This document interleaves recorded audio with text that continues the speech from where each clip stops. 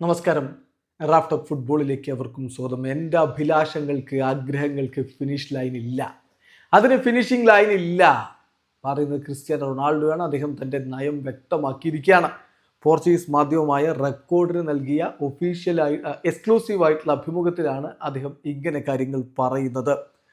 അദ്ദേഹം പറയുന്നു, എൻ്റെ അംബീഷനുകൾ, എനിക്ക് ഫീൽ ചെയ്യുന്ന അംബീഷൻ ഉണ്ടല്ലോ, അതിനൊരു ഫിനിഷ് ലൈൻ ഇല്ല, അതിനൊരു അവസാന രേഖയില്ല.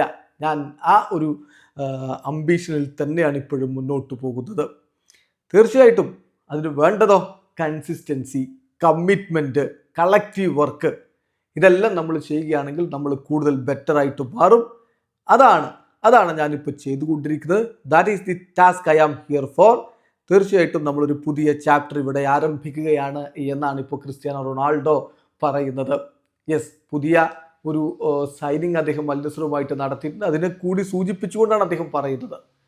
ഇപ്പോൾ ഈ ഒരു സൈനിങ് എന്ന് പറഞ്ഞാൽ 40 വയസ്സായിട്ടും അദ്ദേഹം കളി തുടരുന്നു. 2 വർഷത്തേക്കാണ് കോൺട്രാക്റ്റ് പുതുക്കിയിരിക്കുന്നത്. 42 വയസ്സ് വരെ അദ്ദേഹം അവിടെ ഉണ്ടാകും എന്ന കാര്യം ഉറപ്പാവുകയാണ്.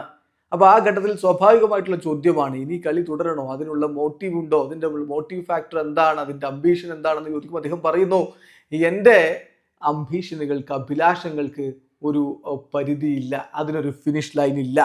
തീർച്ചയായിട്ടും കൺസിസ്റ്റൻ്റ് ആയിട്ട് കമ്മിറ്റ്മെൻറ്റോടുകൂടി കളക്റ്റീവ് വർക്ക് നമ്മൾ ചെയ്താൽ നമുക്ക് കൂടുതൽ ബെറ്റർ ആയിട്ട് മാറാൻ പറ്റും എന്ന് അദ്ദേഹം പറയുന്നു. ഏതായാലും ക്രിസ്ത്യാനോ റൊണാൾഡോയെ സംബന്ധിച്ചിടത്തോളം ഇനി 1000 ഗോളുകൾ എന്നൊരു കരിയർ ഒബ്ജക്റ്റീവ് അദ്ദേഹത്തിൻ്റെ മുന്നിലുണ്ട്.